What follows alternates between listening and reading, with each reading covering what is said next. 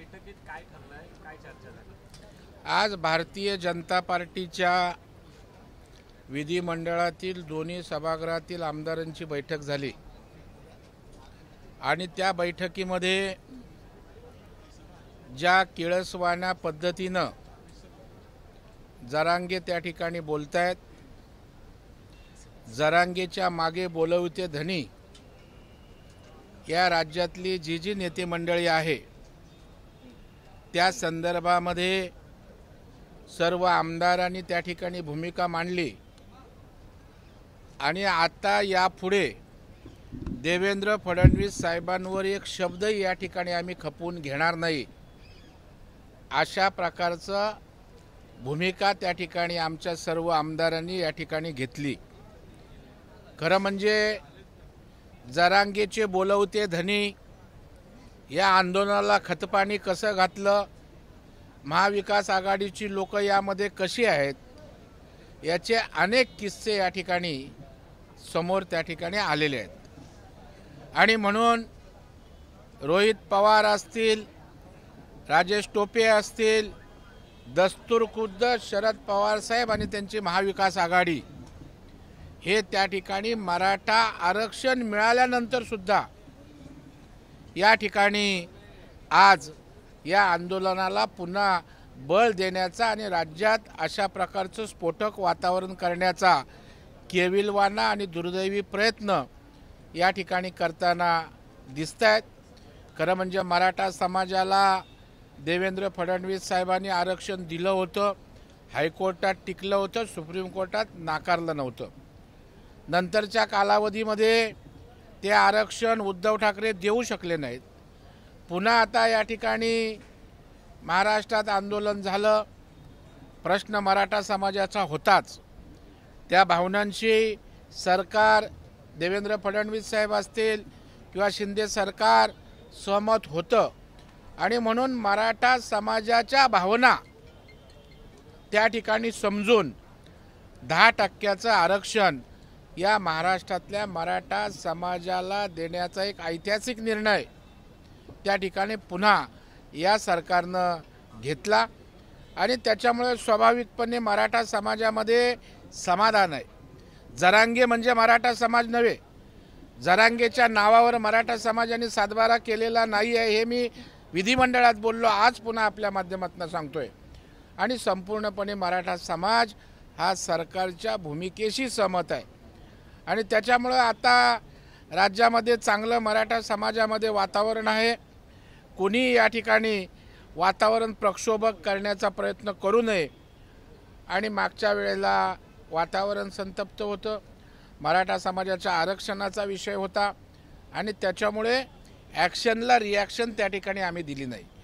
त्याच्यामुळे आज भारतीय जनता पार्टीचं नेतृत्व जे आमचे देवेंद्र फडणवीस साहेब आहेत, आज आपल्या माध्यमातून इशारा देतो, खबरदार जर या ठिकाणी कोण त्या ठिकाणी कोणाच्या खांद्यावर बंदूक ठेवून राजकारण करणार असाल, राजकारण विकासाचं करा, जनतेमध्ये जाऊन करा, पण असा पळपुटा धंदा जे स्वतःला नेते बोलतात त्यांनी असा मागणा काड्या घालण्याचा करू नये। आणि जर केलात तर तुम्हाला ठोक जशास तसं उत्तर भारतीय जनता पार्टी, मराठा समाजातले सारे नेते या ठिकाणी देतील, अशाही प्रकारचा आपल्या माध्यमातून स्पष्टपणे नम्र इशारा या ठिकाणी मी देऊ इच्छितो। सर, एकंदरीतच खालच्या पातळीची टीका काल केली होती जरांगे पाटील, त्यांच्यावर काही कारवाईची मागणी करणार का तुम्ही? नाही, या संदर्भामध्ये निश्चितच भूमिका आम्ही घेतोय, कारण कुठल्याही नागरिकाला आंदोलन करण्याचा अधिकार आहे।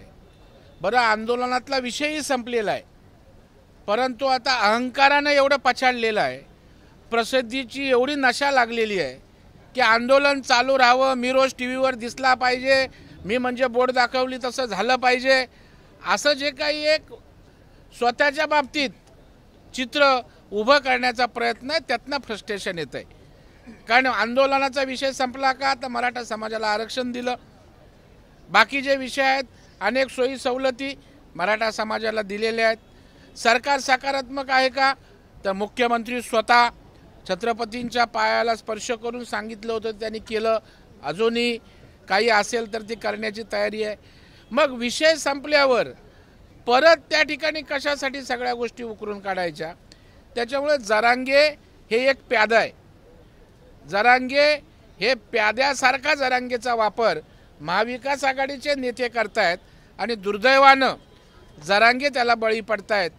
प्रामाणिक भूमिका होती म्हणून संपूर्ण मराठा समाज आम्ही पक्षाची लेबलं बाजूला ठेवून सगळेजण मराठा समाज जरांगेच्या भूमिकेशी सहमत होतो.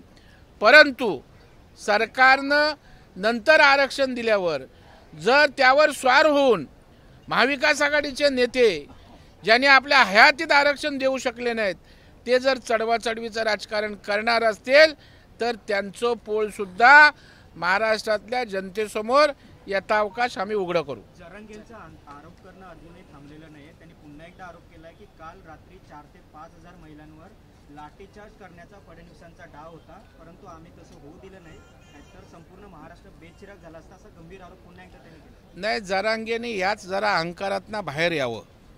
मला वाटलं आता त्यांचा गोड गैरसमज आहे. मीडियात थोडीशी पब्लिसिटी मिळते म्हणून त्यांना असं वाटतं की आपल्या मागे समाज आहे, परंतु तो गोड गैरसमज आहे. समाजाला त्या ठिकाणी 10% आरक्षण मिळालेलं आहे आणि महिलांच्या बाबतीत काय झालं, लाठीचार्ज करणार होतात. आता महिलांच्या बाबतीतल्या सुद्धा सगळ्या गोष्टी या आंदोलनातल्या त्या ठिकाणी यथावकाश काय काय घटना झाल्या त्या पुढे येतील. असं जरांगे म्हणतात की मी 2 दिवसाचा आराम करणार, त्यांनी आंदोलन जे आहे ते मागे घेतलेलं आहे, साखळी उपोषण करणार, सगळ्या समन्वय कार्यकर्त्यांशी बोलणार अशी भूमिका त्यांनी घेतली. मला वाटतं 2 दिवसाच्या आरामाने होणार नाही त्यांचं. एवढे दिवसाचं आंदोलन आहे, त्यांनी जरा जास्तीचा आराम त्या ठिकाणी करावा, त्याची आवश्यकता आहे. कारण आंदोलन केल्यामुळे उपोषण केल्यामुळे प्रकृती स्वास्थ्यावर निश्चितपणे परिणाम होत असतो. त्याच्यामुळे 2 दिवसाचा आराम त्यांना पुरेसा ठरणार नाही. त्यांनी जास्तीत जास्त विश्रांती घेण्याची आवश्यकता आहे. मराठा समाजाला भविष्यात अशा प्रकारच्या नेत्याची आवश्यकता आहे आणि त्याच्यामुळे त्याचं प्रकृती स्वास्थ्य ठीक राहावं अशी आमची प्रामाणिक इच्छा आहे. त्यामुळे 2 दिवसाच्या ऐवजी त्यांनी जास्तीचा आराम करावा. विषय सोडून नको ना. हाच मराठा लोकसभेची रंगत आता वाढलेली पाहायला मिळते. सुप्रिया सुळे असे म्हणतात की मी कधीच सदानंद सोयींना मतं मागण्यासाठी फिरवलं नाही, असं टोला अजितदादांना त्यांनी लगावलं. नाही, मला वाटतं आता सुप्रियाताईंना त्यांचं भविष्य काय आहे समस्त दिसतंय आणि कुणी कोणाला फिरवावं हे त्या ठिकाणी ज्यांचा त्याचा भाग आहे. बारामती म्हणजे अजित पवार यांचं काप जनतेला माहीत आहे, जनतेची बांधिलकी त्यांना त्या ठिकाणी माहीत आहे आणि येणाऱ्या निवडणुकीमध्ये दूध का दूध पाणी का पाणी होणार आहे. आता सदानंद सुळेला फिरवून काय ते काय ग्लॅमरस नेते नाहीत की सदानंद सुळे फिरले की बाबा 500,000 मतं वाढतील, असं काही नाही आहे. त्याच्यामुळे उलट त्यांना फिरवावं, लोक विचारतील हे कोण आहेत म्हणून. जरांगे पाटलांनी आता एक प्रतिक्रिया दिली आहे त्यामध्ये एबीपी माझा, उघडा डोळे बघा नीट.